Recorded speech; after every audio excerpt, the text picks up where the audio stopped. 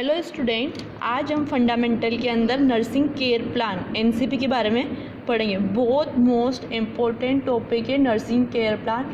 आपको 4 ईयर तक, जब 4th ईयर तक आओगे, जेएनएम या बीएससी दोनों, जेएनएम 3rd ईयर या बीएससी 4th ईयर दोनों क्लासेस के लिए कंपलसरी है। और तो आपको नर्सिंग केयर प्लान बनाने 1st year, 2nd year, 3rd year तक काम आएंगे। ठीक है, तो सबसे पहले नर्सिंग डायग्नोसिस कैसे बनाते हैं ये मैंने आपको बनाना सिखा दिया। ठीक है, तो वाइटल साइंस के अंदर आपको मैंने टेम्परेचर, बॉडी टेम्परेचर के बारे में पढ़ा है, सारा पहले क्लियर करवा दिया है। आज हम nursing diagnosis and nursing care plan का हमारा मेन टॉपिक है। ठीक है, नर्सिंग डायग्नोसिस सिखा चुकी हूँ मैं आपको, 2 way statement and 3rd way statement. तो आपको जो 2nd स्टेटमेंट है वही बनाना है। ठीक है, तो फर्स्ट हमारा नर्सिंग डायग्नोसिस है risk for altered body temperatures as evidence by shivering and feeling cool. ठीक है, रिस्क कैसे?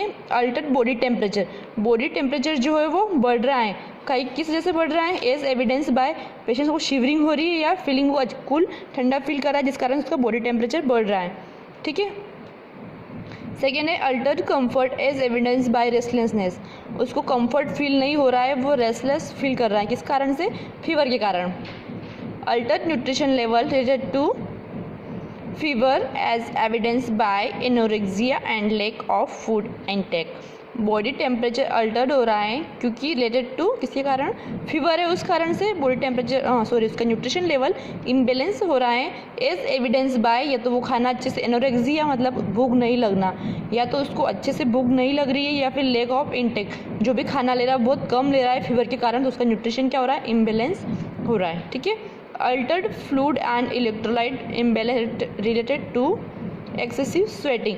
Altered fluid and electrolyte imbalance, वही फ्लूइड एंड इलेक्ट्रोलाइट का इम्बेलेंस हो रहा है। क्यों हो रहा है? एक तो अच्छे से वो इंटेक नहीं कर रहा है कुछ भी चीज़, एंड एक्सेसिव स्वेटिंग, बहुत ज़्यादा उसको स्वेटिंग हो रही है उस वजह से।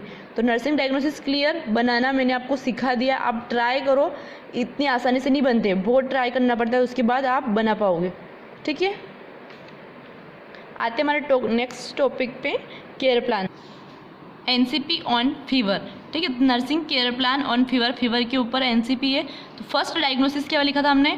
नर्सिंग डायग्नोसिस पहले आपको बता चुकी हूँ। तो इसके अंदर कितनी स्टेप होती है? असेसमेंट, नर्सिंग डायग्नोसिस, गोल, प्लानिंग को हम इंटरवेंशन भी बोलते हैं। सारी स्टेप मैंने आपको पहले पढ़ा दी है। Implementation, evaluation. ठीक है, यहाँ पे पॉइंट रेशनल भी आता है, उसको लिखना तो कंपलसरी नहीं है, इसलिए आप ओनली कितनी स्टेप है? 1 2 3 4 5 6 7 6 स्टेप लिखना कंपलसरी है। ठीक है, रेशनल आपकी इच्छा के अकॉर्डिंग है, आप चाहो तो लिख सकते हो, आप नहीं चाहो तो ठीक है। सबसे फर्स्ट क्या आता है? असेसमेंट। मैंने आपको समझाया था असेसमेंट क्या है? पेशेंट की कंडीशन को चेक करना। 2 टाइप्स बताए थे, सब्जेक्टिव, ऑब्जेक्टिव। नर्सिंग डायग्नोसिस, गोल, प्लानिंग, जो भी पेशेंट को हम प्रोवाइड करते हैं तो उसके लिए प्लानिंग करते हैं। अच्छे से एक्सप्लेन किया था मैंने प्लानिंग क्या है। किसी भी चीज़ को काम करने से पहले सबसे पहले क्या करते हैं?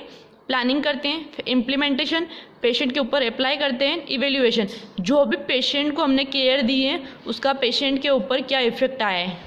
सबसे पहले पेशेंट का हॉस्पिटल के अंदर असेसमेंट करते हैं कि पेशेंट को क्या प्रॉब्लम्स हो रही हैं। ठीक है, तो उसमें पेशेंट का सब्जेक्टिव डाटा के अंदर पेशेंट खुद बोलता है, और ऑब्जेक्टिव में हम ऑब्जर्व करते हैं। नर्सिंग डायग्नोसिस पेशेंट की कंडीशन को देखकर, साइन एंड सिम्टम्स को देखकर हम नर्सिंग डायग्नोसिस बनाते हैं। गोल, हमारा उद्देश्य क्या रहता है। ठीक है, एंड प्लानिंग एंड इम्प्लीमेंटेशन और इवेल्युएशन। अब हम एक एक करके देखते हैं। सबसे फर्स्ट देखते हैं असेसमेंट। ठीक है, तो हमने नर्सिंग डायग्नोसिस क्या बनाया है? पेशेंट को फीवर है, उसके साइन एंड सिम्टम्स को देखकर हमने बनाया कि risk for altered body temperature as evidence by shivering and feeling cool. कोई भी पेशेंट है जिसका बॉडी टेम्परेचर क्या होगा? बढ़ गया है, किसके कारण बढ़ा है? वो as evidence by, so shivering हो रही है या फीलिंग कूल, ठंडा फील कर रहा है। ठीक है, तो उसके अकॉर्डिंग हम बता पा रहे हैं कि पेशेंट को क्या हुआ है? फीवर आ रहा है, या फिर हमने थर्मामीटर से चेक किया है, उसके अंदर भी रीडिंग ज़्यादा आ रही है। तो ये क्या हमारा नर्सिंग डायग्नोसिस है। ठीक है, सबसे फर्स्ट असेसमेंट के अंदर हम लिखेंगे सब्जेक्टिव डाटा। सब्जेक्टिव में मैंने आपने सब्जेक्टिव डाटा के अंदर स्वयं पेशेंट ही बोलता है। मान लो यहाँ पे छोटा 2 या 3 साल का बच्चा है, तो ऐसा नहीं है कि वो उसकी मदर बताएगी। सब्जेक्टिव में ओनली और ओनली पेशेंट ही बोलता है, वो नहीं बोल सकता है तो क्या यहाँ पे अब्सेंट कर देंगे। और ऑब्जेक्टिव के अंदर लिख देंगे कि आई ऑब्जर्व या child mother says that. Subjective के अंदर हमेशा पेशेंट ही होता है। इसके अंदर patient says that I feel warm and lethargy. Patient कह रहा है, पेशेंट सेज दैट, पेशेंट कह रहा है कि आई फील, मैं फील कर रहा हूँ, वार्म एंड लिथार्जी, मेरे को ऐसा लग रहा है कि मैं गर्म हूँ और मुझे लिथार्जी बोलते हैं आलस आ रहा है, ऐसा फील कर रहा हूँ। फीवर के अंदर सबको होता है ऐसा, फीवर आता है ऐसा बोलता है मैं वैसे कुछ काम नहीं कर सकता हूँ, मैं बहुत थक गया हूँ, कुछ आलस जैसे आ रहे हैं, बॉडी वार्म फील हो रही है, तो ऐसा हर पर्सन को होता है। ठीक है, सब्जेक्टिव डाटा में जो भी पेशेंट बोलेगा उसकी लैंग्वेज के अंदर ही अपने को कन्वर्ट करके लिखना है। ठीक है, सब्जेक्टिव में जो पेशेंट बता रहा है वो, एंड ऑब्जेक्टिव क्या करना है, अब अपने को देखना है, असेसमेंट करना है। आई ऑब्जर्व दैट, मैंने ऑब्जर्व किया है कि पेशेंट हैव फीवर, मेरे पेशेंट को फीवर है, बाय चेकिंग द टेम्परेचर, मैंने टेम्परेचर चेक किया है। यहाँ पे आप ऐड भी कर सकते हो, बाय माउथ, उसका टेम्परेचर कितना है वो भी यहाँ पे लिखना है। ठीक है, यहाँ पे लिखना है 97, 98, 99, 100 जो भी आया है, तो bye checking by the temperature by mouth इतना आया है, वो भी रूट भी लिखना है और कितना है वो भी आपको लिखना है। ठीक है, ठीक है। डल फेस, किसी को भी फीवर आता है उसका फेस डल हो जाता है, and lake of eye contact, उसका जो आई कॉन्टैक्ट लेवल होता है वो भी लो होता है। तो clear subjective data and objective data assessment के अंदर। नेक्स्ट नर्सिंग डायग्नोसिस आपको एक्सप्लेन कर दिया है। गोल, हमारा उद्देश्य क्या है, सिंपल सा है कि बॉडी टेम्परेचर इंक्रीज हो रहा है तो हमारा क्या करना है, टू मेंटेन बॉडी टेम्परेचर, जो भी बढ़ा हुआ टेम्परेचर उसको मेंटेन करना है या कम करना है, टू रिड्यूस बॉडी टेम्परेचर भी हो सकता है। ठीक है, तो गोल आप आपकी इच्छा से बना सकते हो। ठीक है, अब देखते हैं हम प्लानिंग या इंटरवेंशन। प्लानिंग को हम इंटरवेंशन भी करते हैं, कोई भी काम करते हैं तो उसके लिए सबसे पहले प्लानिंग ज़रूरी है। इवन यदि हम कॉलेज भी आते तो मॉर्निंग में प्लान करते हैं, हम इतनी बजे उठेंगे, रेडी होंगे, ये खाना बनाते तो पहले भी प्लान करते हैं। इस तरह से जब नर्सिंग केयर प्लान बनाते हैं तो उसमें भी पहले प्लानिंग करते हैं, उसके बाद उस पेशेंट के ऊपर अप्लाई करते हैं, फिर क्या रिजल्ट आ रहा है वो रिजल्ट इवैल्यूएशन के अंदर हम लिखते हैं। तो प्लानिंग, फर्स्ट प्लानिंग क्या होगी, असेस द पेशेंट कंडीशन। सबसे पहले हमको पेशेंट की कंडीशन चेक करनी है, उसका असेसमेंट करना है। ठीक है, तो प्लानिंग के अंदर देख लिया हमने, असेस कर ली कंडीशन, हमें असेस करनी है, हमने सोचा है। ठीक है, प्लानिंग के अंदर क्या करते हैं, हम सोचते हैं, असेस द पेशेंट कंडीशन, हम सोच रहे सबसे पहले हम पेशेंट के पास जाएंगे और पेशेंट की कंडीशन को असेस करेंगे। तो इम्प्लीमेंटेशन में क्या आएगा, assess the patient condition, implementation में पेशेंट के ऊपर अप्लाई कर दिया है, सेकेंड फॉर्म यूज़ करनी है आपको। ठीक है, तो यहाँ पे तो हम सोच रहे थे और यहाँ पे हमने कर भी दिया है, पेशेंट की कंडीशन हमने चेक कर ली है। असेस द पेशेंट कंडीशन, ये दोनों पॉइंट हमेशा साथ में चलते ही बात याद रखना। ठीक है, या फिर डायरेक्ट एक एक पॉइंट लिख सकते हैं। फर्स्ट पॉइंट देख लिया, second point to check the vital sign, उसके बाद हम क्या करेंगे, वाइटल साइन चेक करेंगे और स्पेशली क्या करेंगे, बॉडी टेम्परेचर चेक करेंगे। ठीक है, स्पेशली यहाँ पे लिखना बॉडी टेम्परेचर। ठीक है, टू प्रोवाइड कंफर्टेबल पोजीशन, हम पेशेंट को क्या करते हैं, कंफर्टेबल पोजीशन प्रोवाइड करते हैं ताकि वो कंफर्ट फील कर सके। ठीक है, फीवर आ रहा है, वो बैठ नहीं पा रहा था, हम उसको क्या करेंगे, लेटा देंगे सुपाइन पोजीशन में।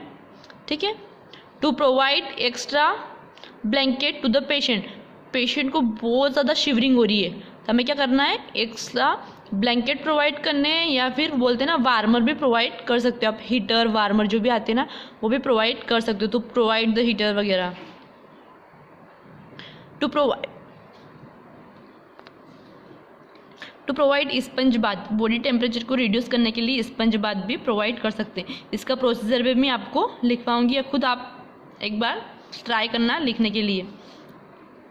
टू प्रोवाइड एंटीपायरेटिक मेडिसिन, जो भी एंटीपायरेटिक मेडिसिन होती हैं प्रोवाइड, जैसे कि पीसीएम पैरासीटामोल प्रोवाइड करना है। ठीक है, तो इम्प्लीमेंटेशन में मैंने आपको बता दिया है, जो भी चीज़ हमने यहाँ पे सोची है उसको पेशेंट के ऊपर अप्लाई करना है। To check the vital sign, यह क्या किया हमने, to check the vital sign special temperature, हमने वाइटल साइन चेक कर लिया है, स्पेशली टेम्परेचर आप यहाँ पे पेशेंट की वैल्यू लिख देना।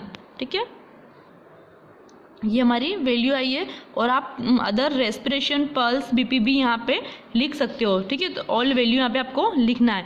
टू प्रोवाइड कंफर्टेबल पोजीशन, तो टू प्रोवाइडेड कंफर्टेबल पोजीशन, जो पेशेंट को ज़रूरत है हमने प्रोवाइड कर दी है।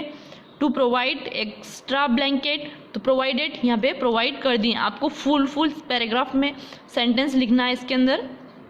To provide sponge bath, to provided sponge bath हमने प्रोवाइड कर दिया है, and to provided antipyretic medicine हमने पीसीएम पेशेंट को प्रोवाइड कर दी है।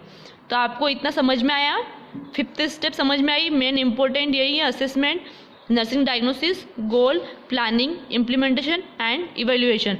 इवेल्युएशन में क्या आएगा? आफ्टर इम्प्लीमेंटेशन, सबसे पहले हमने सोचा था, पेशेंट के ऊपर अप्लाई किया है, और अप्लाई करने के बाद after implementations patient feel good, patient अच्छा फील कर रहा है, एंड रिड्यूस फीवर, उसका बॉडी टेम्परेचर जो भी कम हो गया है, फीवर भी कम हो गया है।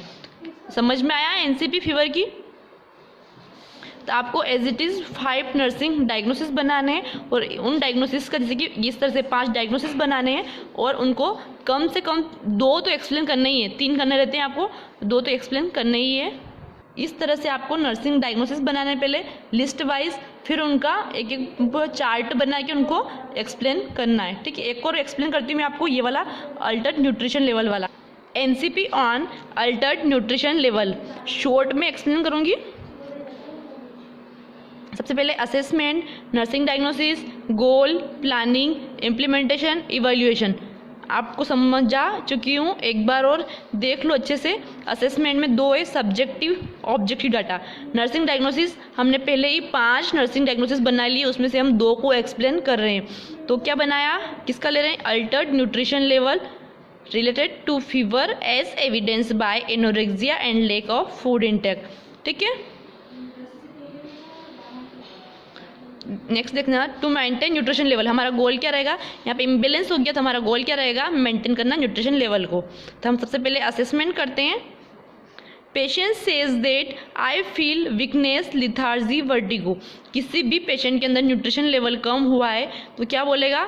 आई पेशेंट सेज दैट, वो कह रहा है कि मैं फील कर रहा हूँ, मुझे कमजोरी फील हो रही है, जैसे कि आलस आ रहा है, ऐसा लग रहा है, मुझे चक्कर आ रहे हैं। ये हमारा पेशेंट हमें बता रहा है। हम क्या ऑब्जर्व करेंगे? I observe that my patient have, मैंने ऑब्जर्व किया है कि मेरे पेशेंट का फेस डल है, चेहरा बिल्कुल उतरा हुआ है, वो लिथार्जी, ऐसा लग रहा है वो बहुत आलसी हो।